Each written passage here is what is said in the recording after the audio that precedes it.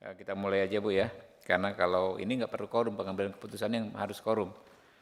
Ya, skors kami cabut dan rapat dinyatakan terbuka untuk umum. Assalamualaikum warahmatullahi wabarakatuh. Salam sejahtera bagi kita semua. Om Swastiastu, Namo Buddhaya, salam kebajikan. Yang kami hormati calon anggota LPSK atas nama Saudari Asni Friyanti Damanik, SH. Pertama-tama marilah kita panjatkan puji syukur kehadirat Allah Subhanahu wa Ta'ala, Tuhan yang Maha Kuasa, karena atas perkenannya kita dapat melaksanakan dan menghadiri uji kelayakan calon anggota LPSK periode tahun 2024-2029 dalam keadaan sehat walafiat. Kami menyampaikan terima kasih kepada Saudari Asni Friyanti Damanik SH dalam hal ini sebagai calon anggota LPSK periode tahun 2024-2029 atas kesediaannya memenuhi undangan kami. Sebelum dimulai uji kelayakan calon anggota LPSK, pimpinan menyampaikan beberapa hal sebagai berikut. 1. Agar diperhatikan Bu ya, alokasi waktu fit and proper ini ya paling lama 60 menit termasuk 10 menit awal yang digunakan untuk menyampaikan pokok-pokok makalah. Jadi 10 menit Bu, ya nanti selesai nggak selesai kita cut ya. Lalu setelah 60 menit, setelah tanya jawab, selesai nggak selesai kita selesaikan. Pertanyaan diajukan oleh masing-masing fraksi kepada calon anggota LPSK paling lama 5 menit yang pelaksanaan diatur oleh pimpinan rapat. Setelah selesai pelaksanaan proses uji kelayakan ini, calon anggota LPSK menandatangani surat pernyataan yang telah disiapkan oleh Komisi 3 DPR RI. Demikian pengantar kami, kesempatan selanjutnya kami serahkan kepada calon anggota LPSK untuk menyampaikan pokok-pokok makalahnya paling lama 10 menit, kami persilakan.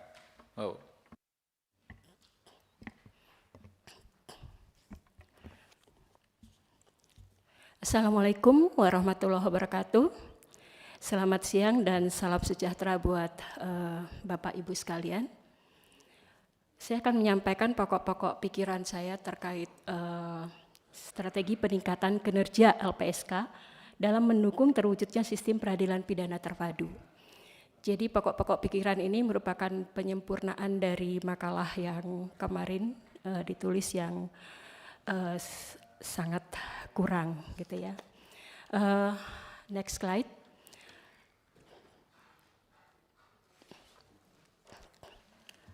Tema yang diminta itu terkait peningkatan kinerja. Ingin saya mulai dari sistem peradilan pidana. Kita bisa lihat bahwa dalam sistem peradilan pidana di Indonesia itu subsistem yang ada dalam peradilan pidana yang diakui di dalam KUHP itu adalah lembaga kepolisian, terus kejaksaan, Mahkamah Agung, dan terakhir dengan undang-undang terbaru dari tentang lapas itu masuk tentang lembaga pemasyarakatan. Jadi subsistem dari sistem peradilan pidana. Sementara LPSK di sini di dalam KUHP kita ketahui baru lahir setelah KUHP ada. Jadi LPSK itu di dalam KUHP belum diakui keberadaannya, sementara berdasarkan undang-undang khusus tentang LPSK maupun undang-undang khusus lainnya terkait misalnya tentang tindak pidana kekerasan seksual di mana peran LPSK ada di dalamnya, dan juga undang-undang tindak pidana perdagangan orang dan lain-lainnya, itu ada peran lembaga perlindungan saksi dan korban dalam sistem peradilan pidana kita. Jadi mulai apa saja sih peran mereka itu bisa kita lihat di next slide. Itu perannya adalah mulai dari memberikan perlindungan fisik, di mana perlindungan fisik ini diberikan kepada saksi, korban, atau juga ahli maupun saksi pelaku atau pelapor, dimulai sejak dilakukannya penyelidikan sampai proses peradilan. Jadi artinya LPSK mulai berperan bekerja sama atau masuk ke subsistem dari yang di bawah kepolisian. Jadi ada penyelidikan dan penyidikan, juga nanti sampai ke penuntutan, kejaksaan, bahkan sampai nanti ke ketika seorang katakanlah saksi pelaku itu dijatuhin sanksi kaitannya nanti dengan ke lapas, lembaga pemasyarakatan.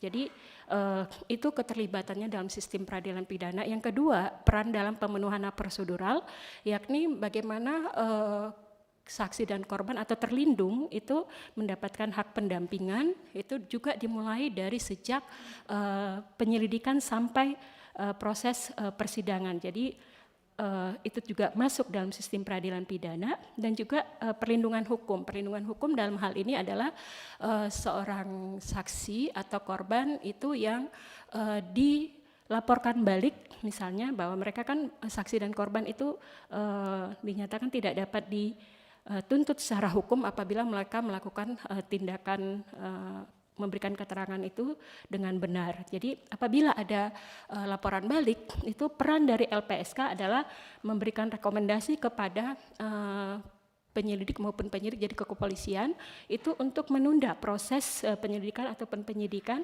sampai nanti pengaduan atau perkara yang sedang dilaporkan atau yang sedang diberikan keterangan oleh saksi dan korban itu mempunyai kekuatan hukum tetap. Artinya setelah berkekuatan hukum tetap itu baru bisa diproses untuk dilihat gitu ya. Terus yang selanjutnya perannya adalah, ini juga artinya ketika berkaitan memberikan peran perlindungan hukum itu bersinggungan dengan keempat institusi tadi gitu. Dan restitusi dan kompensasi ini juga peran dalam hal mulai memberikan perhitungan itu juga melekat pada saat hak-hak korban atau saksi mendapatkan hak korban untuk mendapatkan restitusi. Jadi sejak dari penyelidikan itu sudah harus diperhitungkan sehingga nanti jaksa ketika menyusun penuntutan itu memasukkan tuntutan restitusi. Dan begitu juga terkait penanganan kasus khusus ya, penanganan saksi pelaku yang membutuhkan juga kolaborasi dengan penyelidik maupun penyidik. Jadi sejak dari penyelidikan sampai proses peradilan, dan peran dalam hal penggantian biaya. Jadi penggantian biaya di sini itu kaitannya dengan penggantian biaya untuk transportasi atau akomodasi selama saksi atau korban itu memberikan keterangan atau dalam proses peradilan. Jadi keenam peran inilah yang masuk dalam lingkup sistem peradilan pidana kita, di mana LPSK berperan gitu. Dan dari menjalankan peran ini yang kita dapat mengetahui bahwa ternyata, next slide, itu ada hambatan-hambatan tantangan yang ditemui gitu ya. Satu,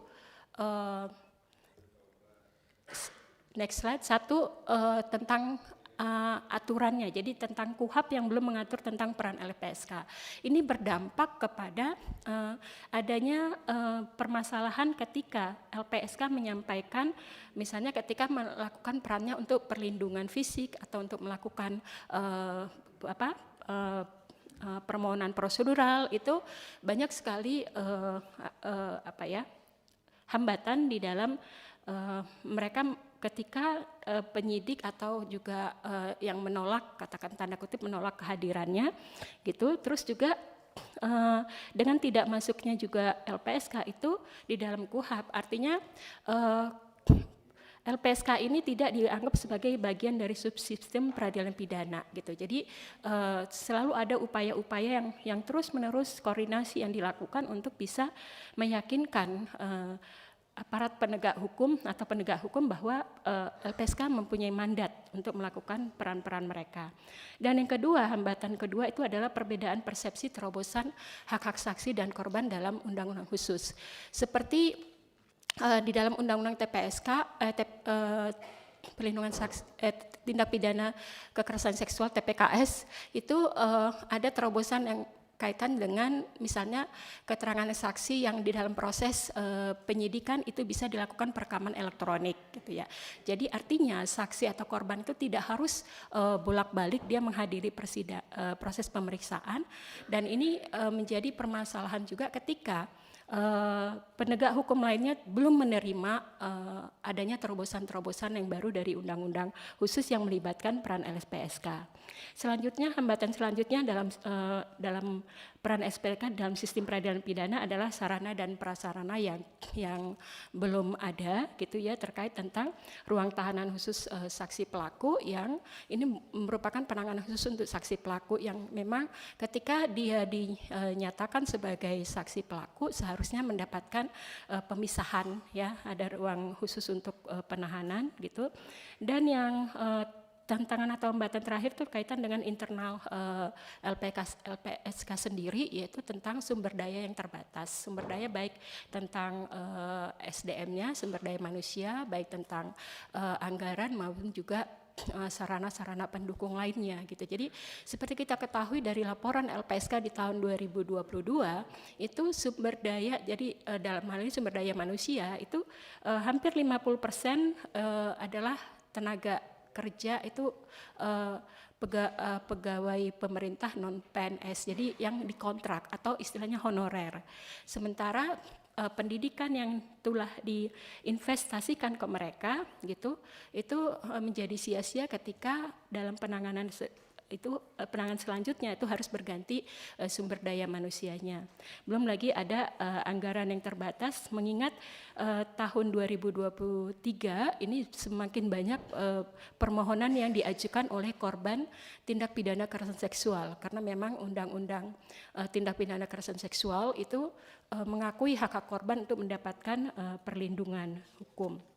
Jadi itu mengenai hambatan dan tantangan. Terakhir tentang strategi, next slide, itu pertama adalah LPSK itu melakukan kajian tentang konsep sistem peradilan pidana terpadu, penanganan saksi dan korban ya, untuk disampaikan kepada kementerian terkait dengan melibatkan pengada layanan terhadap saksi dan korban, karena memang lembaga-lembaga pengada layanan terhadap saksi dan korban yang memiliki pengalaman yang cukup besar bagaimana mereka bisa melihat kebutuhan-kebutuhan saksi dan korban ketika menjalani proses peradilan. Yang kedua itu mendorong amandemen KUHP untuk masukkan peran LPSK sebagai subsistem peradilan pidana. Jadi sehingga keberadaan LPSK itu diakui seperti yang terbaru di lapas. Yang ketiga, meningkatkan koordinasi dengan lembaga penegak hukum dalam penanganan kasus saksi dan korban. Dan keempat, meningkatkan kualitas dan kuantitas layanan supaya kinerja LPSK itu dalam sistem peradilan pidana bisa meningkat. Dan yang terakhir itu adanya melakukan monitoring dan evaluasi secara berkala dengan melibatkan stakeholder, penerimaan manfaat dan masyarakat, karena ini penting sekali untuk melihat menyatakan bahwa kinerja itu cukup baik atau tidak kalau memang ada kegiatan monitoring dan evaluasi yang secara rutin. Demikian pokok-pokok pikiran yang saya sampaikan. Untuk selanjutnya saya serahkan kepada pimpinan. Terima kasih. Ya, terima kasih Bu Asni Friyanti. Berikutnya kita pendalaman. Kita silakan dari kanan. Pak Taufik Basari, monggo. Baik, terima kasih pimpinan yang saya hormati Bu Asni Friyanti Damanik selaku calon LPSK. Saya langsung saja, tadi dalam paparan yang saudara sampaikan, saudara menggambarkan posisi LPSK dalam Integrated Criminal Justice System. Ya, memang kalau kita lihat LPSK ini mendapatkan mandat dari banyak undang-undang. Ya, mulai dari pemasyarakatan, yang terakhir ini juga terorisme, kemudian tindak pidana kekerasan seksual dan sebagainya. Nah, sementara undang-undang LPSK-nya sendiri belum mengalami revisi untuk menerima begitu banyaknya beban mandat dari undang-undang itu. Ya, memang ini unik ya LPSK ya. Di satu sisi dia punya tugas khusus untuk melakukan perlindungan saksi, tapi ditambah dengan beban-beban lain. Tapi belum mampu untuk meningkatkan prestisnya. Ya, sebagai lembaga yang dengan tugas yang sedemikian berat, anggarannya juga masih terbatas, orang melihatnya juga dianggap tidak penting padahal sangat penting dan sebagainya. Oleh karena itu pertanyaan saya, ya, apa yang kemudian harus dilakukan ya dalam rangka ya menaikkan prestisnya LPSK ini sebagai lembaga yang ternyata bebannya besar, ya, supaya dia bisa mendapatkan perhatian negara baik dari segi anggaran maupun juga fungsinya untuk bisa berkomunikasi dan berkoordinasi dengan lembaga-lembaga lain. Itu yang pertama. Yang kedua, saya juga setuju dengan apa yang disampaikan oleh saudara calon bahwa kita butuh adanya ketentuan yang mengatur tentang perlindungan saksi di KUHAP, ya. Karena dengan beban yang ada itu tentu butuh aturan-aturan yang lebih jelas, ya. Nah, oleh karena itu pertanyaan berikutnya, dalam bayangan saudara calon, ya, apa yang paling krusial yang harus ada di KUHAP yang mengatur tentang perlindungan saksi dan korban dalam kaitannya juga kelembagaan LPSK ini? Seperti apa bayangan saudara calon terhadap revisi KUHAP, ya, untuk bisa memasukkan unsur ini? Demikian pimpinan, terima kasih. Oke, dari sayap kiri, monggo Pak Adang. Terima kasih pimpinan dan teman-teman Komisi 3 dan calon. Saya tertarik bahwa latar belakang Ibu adalah seorang advokat. Ya. Saya hanya ingin mendengarkan saja dari pengalaman Ibu sebagai advokat selama ini, melihat kondisi real LPSK sampai saat ini, masalah-masalah apa yang kira-kira memang memerlukan suatu perhatian sehingga lembaga tersebut menjadi suatu lembaga yang memang betul-betul menjadi lembaga yang sangat dipercaya dan juga betul-betul sangat diperlukan dalam penegakan hukum. Itu yang pertama. Lalu kedua, dalam tulisan Ibu menarik sekali bahwa Ibu lebih menekankan bahwa masalah-masalah yang berhubungan dengan LPSK ini lebih kepada kasus-kasus yang bersifat international crime gitu ya, kejahatan keras. Nah, mungkin apa alasan Ibu lebih menekankan bahwa LPSK ini, Ibu dalam menulis tulisan di sini kan menyatakan itu gitu. Saya ingin tahu latar belakang Ibu, mengapa Ibu menyatakan hal tersebut. Terima kasih. Oke, Pak Adang, selanjutnya dari Pak Bimantoro, silakan. Terima kasih pimpinan dan seluruh anggota Komisi 3 yang saya hormati, Ibu saudari calon. Setelah saya melihat dan membaca profil singkat Ibu, saya melihat latar belakang Ibu sebagai advokat di bidang pembelaan perempuan Ibu ya. Yang menarik untuk saya yaitu karena Ibu sudah banyak sekali malang melintang untuk melakukan advokasi, bagaimana pandangan Ibu terhadap pelecehan perempuan yang ada di luar negeri? Apakah pekerja perempuan yang ada di luar negeri ini bisa dimasukkan dalam tupoksi LPSK atau tidak dalam proses perlindungan korbannya? Dan yang kedua, tadi pun saya melihat Ibu mengkritisi masalah KUHAP yang belum mengatur tentang peran LPSK, dan saya hanya melihat itu hanya akibat saja yang Ibu jabarkan. Saya ingin melihat harapan konkretnya apa. Sama seperti tadi Pak Toba sampaikan, saya melihat harapan konkret dalam KUHAP ini dalam peran LPSK menurut Ibu itu apa? Terima kasih. Saya lagi dari kiri, ya Pak Johan Budi. Terima kasih Ketua. Assalamualaikum warahmatullahi wabarakatuh. Yang saya hormati pimpinan dan juga anggota Komisi 3. Yang saya hormati Ibu Asni, calon komisioner LPSK. Saya ada dua Bu. Yang pertama, tadi disinggung soal koordinasi. Koordinasi itu emang gampang diucapkan tapi prakteknya sangat sulit dilakukan. Apalagi lembaga-lembaga yang berkaitan dengan kewenangan khusus gitu. Kalau koordinasi dengan, ini kan jarang disinggung nih ya soal pidana korupsi ya, itu salah satunya kan koordinasi dengan KPK ya. Saya ingin dapat gambaran dari Bu Asni yang disebut koordinasi tadi itu seperti apa. Ke depan saya kira kasus-kasus korupsi akan lebih modus operandi dan juga ancaman yang mungkin lebih meningkat ya, dibanding saat ini. Itu seperti apa yang ada di gambarannya Bu Asni, karena Bu Asni kan belum pernah berhubungan dengan LPSK. Yang ada di pikiran Ibu apa? Yang kedua,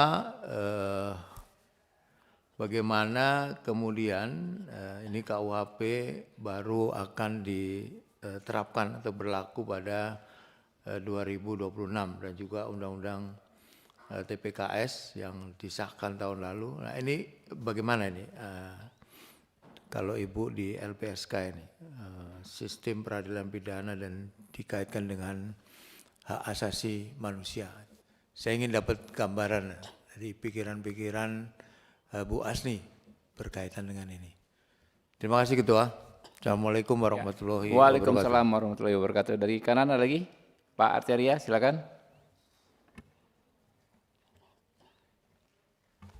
Terima kasih pimpinan, Ibu Asni yang saya hormati. Pertanyaan saya, Bu, apa yang melatar belakangi Ibu ingin menjadi komisioner LPSK? Yang kedua, ini mengenai makalah. Ini strategi peningkatan kinerja LPSK dalam mendukung terwujudnya sistem peradilan pidana terpadu. Sepanjang pengetahuan terbaik Ibu dalam peta criminal justice system ini, LPSK itu ada di mana? Ya. Kemudian kita bicara peningkatan kinerja. Menurut penilaian Ibu, kinerja LPSK sekarang itu bagaimana? Sebagaimana yang saya sampaikan terdahulu, kami sudah melakukan penguatan LPSK. 2014 itu kita revisi Undang-Undang LPSK. DPR secara konsisten melakukan penguatan LPSK. Hadir lagi undang-undang terkemudian itu menjadikan LPSK sebagai adresat, ya, tujuan-tujuan. Jadi kita kita kaitkan semua. Nah, kemudian dari makalah, kalau Ibu bicara strategi peningkatan, Ibu sudah tahu positioning, ya, sudah tahu penilaian. Ya, saya ingin tanya, kendalanya LPSK ini apa sih? Baru nanti saya tanyakan solusi. Tapi pas di makalah, saya mohon maaf ini, saya juga kaget ini. Solusinya ada 4, tapi menurut saya itu bukan solusi. Bahasa-bahasanya bahasa abu-abu ini. Saya nggak bisa ngikat Ibu Asni pada saat nanti Ibu jadi komisioner. Kenapa? Meningkatkan kualitas dan kuantitas. Bahasa langitan itu. Nggak bisa kita pegang. Ya. Meningkatkan koordinasi terus-menerus. Bahasanya bahasa, Ibu ini politisi bukan. Tapi birokrat juga bukan ini. Ya kan? Maunya kita ini komisioner itu bahasanya bahasa orang kerja. Ya. Nah, saya ingin jabarkan deh yang 4 ini, menyusun kebijakan internal. Kebijakan internal yang seperti apa maksudnya? Ya. Bekerja sama dengan lembaga penegak hukum, ya. Makanya ingin tanya, kita ini di mana sih posisinya LPSK? Ya, Bu ya. Terima kasih, mudah-mudahan nanti Ibu terpilih ya. Dari kini masih ada, cukup dulu ya. Monggo Bu ditanggapi. Jadi kalau ada pertanyaan yang sama dijawab sekali saja, ya Bu ya. Ya, siap. Ya, terima kasih Bapak Pimpinan dan Bapak-Bapak Ibu sekalian anggota Komisi 3 atas kesempatan yang diberikan dengan melalui mengajukan pertanyaan-pertanyaan maupun pernyataan gitu ya. Saya akan respon. Nanti yang tadi bersamaan itu bisa sekalian gitu ya, dan saya tidak akan, mohon maaf, saya tidak menghafal satu persatu nama Bapak Ibu sekalian. Gitu. Jadi terkait tentang tadi ya bagaimana meningkatkan prestasinya LPSK yang selama ini sudah sebenarnya sangat dibutuhkan gitu ya. Jadi kalau untuk peningkatan, kalau kita membaca dari laporan LPSK yang publikasikan melalui website mereka di tahun 2022 itu ada beberapa tantangan dan hambatan atau kendala yang mereka yang ditemukan dalam proses melakukan kerja-kerjanya.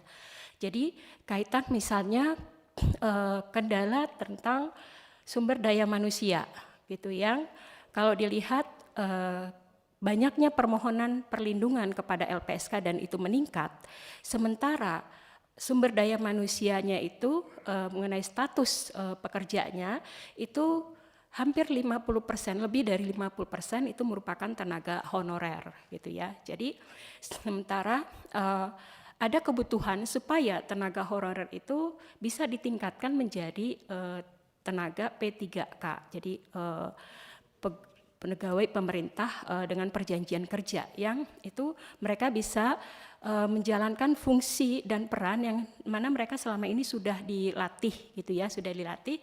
Jadi sudah banyak investasi dan pengetahuan yang diberikan kepada sumber daya manusia, tapi ketika itu dibatasi dengan kebijakan yang menempatkan tenaga-tenaga kerja itu SDM-nya yang ada itu sebagai honorer, itu menjadi kendala. Jadi salah satunya adalah bagaimana SDM itu ditingkatkan tidak sebagai tenaga honorer tapi sebagai pekerja P3K gitu.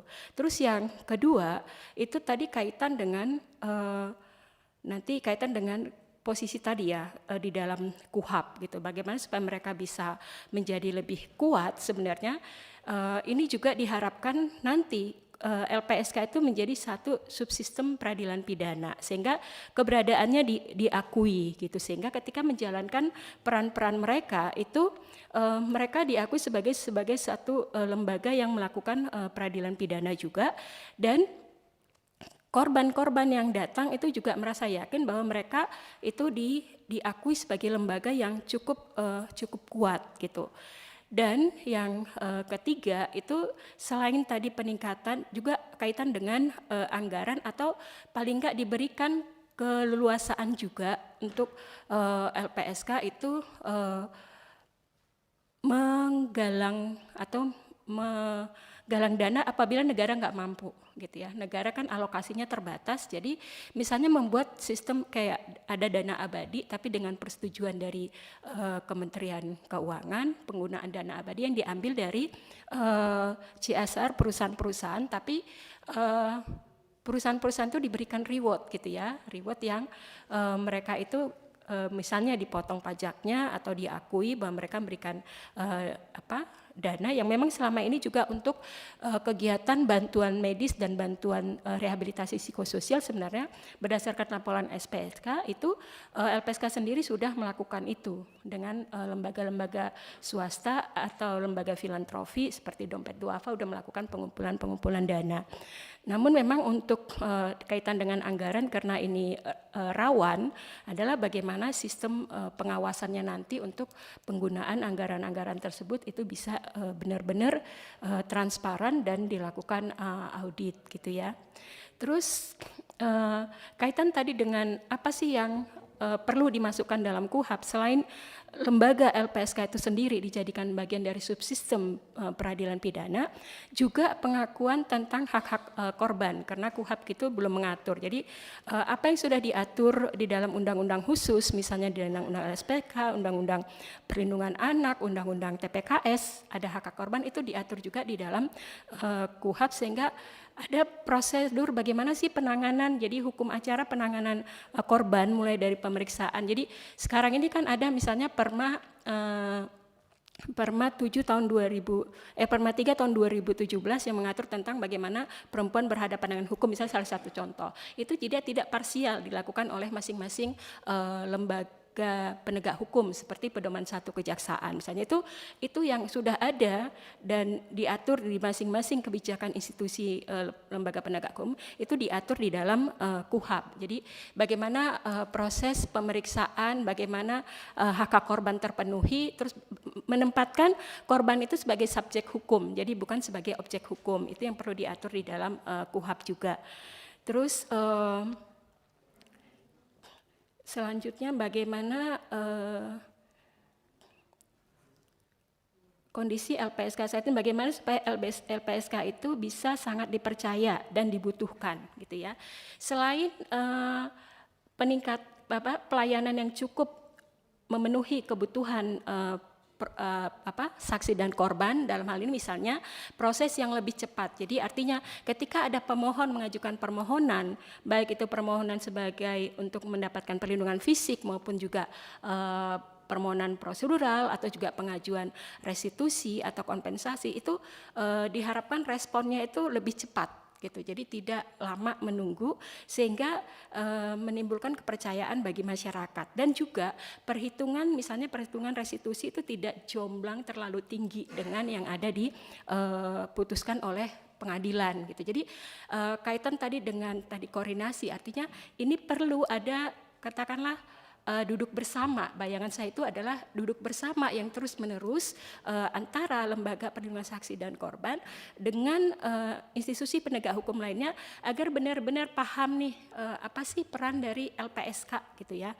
Karena kalau hanya misalnya koordinasinya terjadi misalnya karena ada kasus terus hanya duduk, itu akan sulit dibangun persamaan persepsi pemahaman bersama, mengingat LPSK kan itu berada di luar sistem peradilan pidana, di luar KUHAP gitu ya. Jadi artinya koordinasi yang saya bayangkan itu adalah itu tadi, rutinitas duduk bersama membicarakan.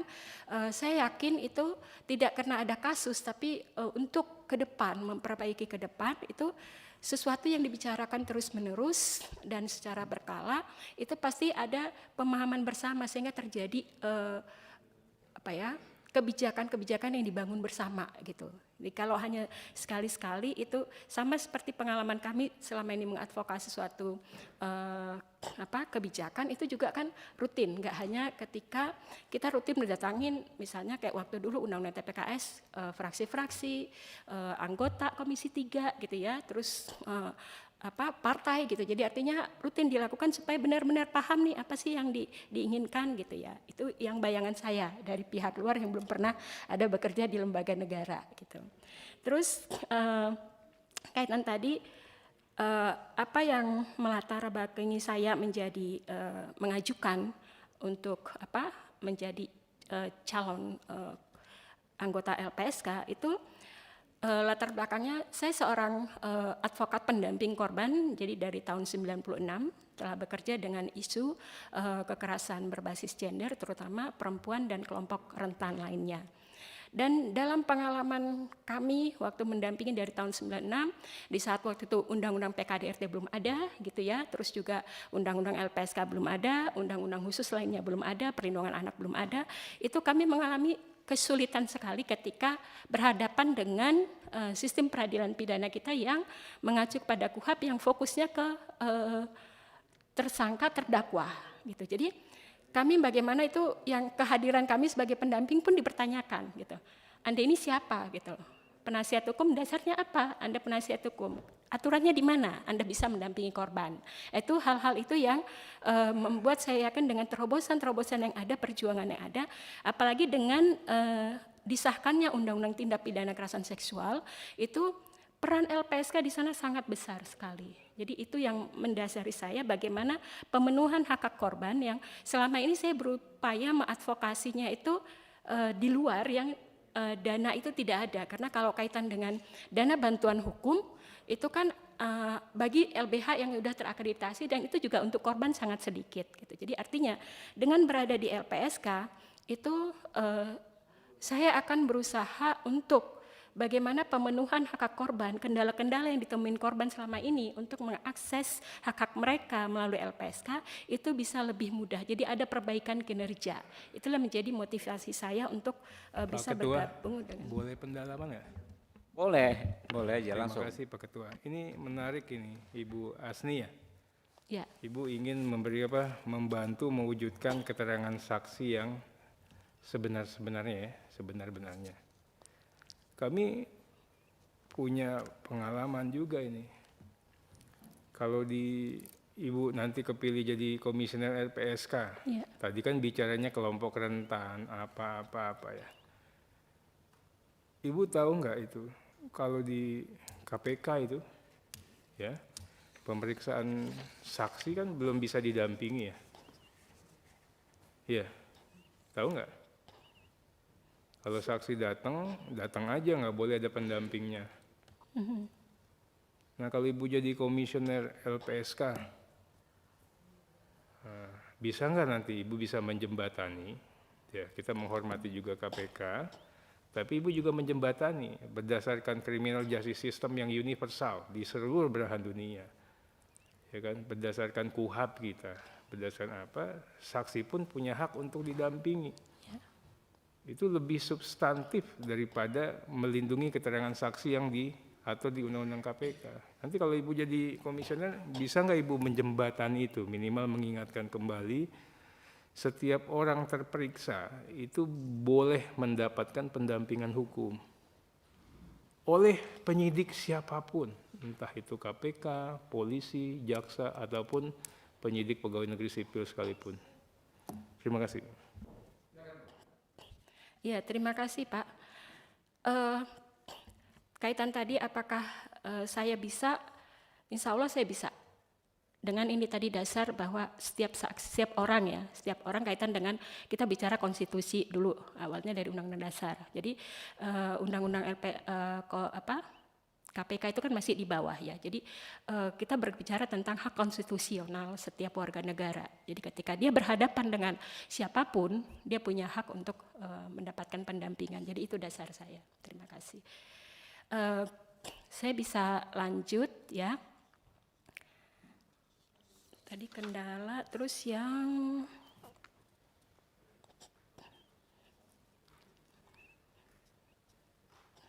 ini kejahatan transnasional. Kalau di ini saya sih, tapi nggak apa-apa ya Pak. Maksudnya di dalam makalah saya tidak ada. Tapi kalau kejahatan transnasional artinya siapapun itu kalau memang saksi dan korban membutuhkan mengajukan. Maaf pimpinan, Ya.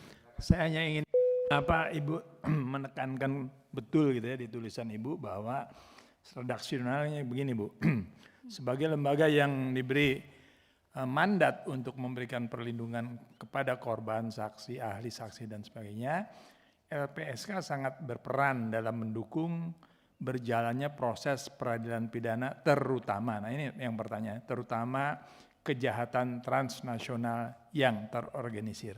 Kenapa kok Ibu spesifik gitu, menekankan itu? Ini di tulisan Ibu. Ya Bu, langsung tangkap Ibu. Ya, di makalah yang kemarin ya Pak? Ya, peran, tantangan, dan prospek LPSK. Bukan, saya judulnya Strategi Peningkatan Kinerja LPSK. Coba Asni cek, Frianti Padam. Damanik nomor urut Benar nggak? 12. Ini benar. Ini ada. Iya. Arsyanti Damanik Esa. Saya pikir Itu yang Ibu dari jawab Pansel, aja. Bu. Makalah waktu di Pansel. I see. Maaf Pak. Saya fokusnya ke makalah yang kemarin di DPR. Oke. Kalau yang di makalah waktu di Pansel, ya, memang itu kan kaitan dengan kita melihat peran LPSK itu dalam memberikan perlindungan saksi dan korban itu difokuskan kepada yang sudah diatur di dalam undang-undang, ya. Jadi ada kejahatan termasuk kejahatan transnasional itu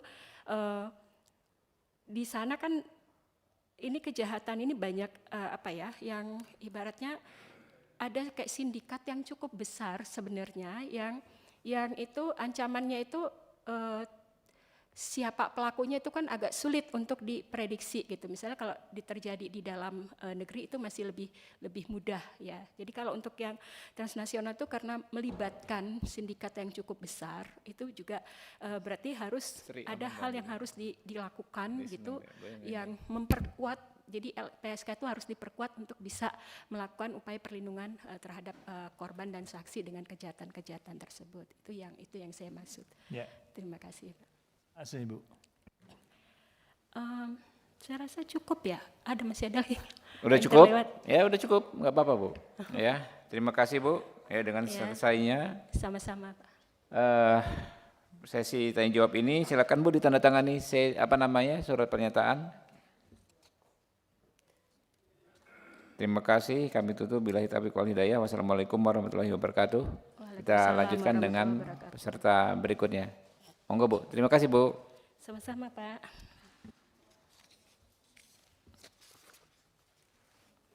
Pasien berikutnya.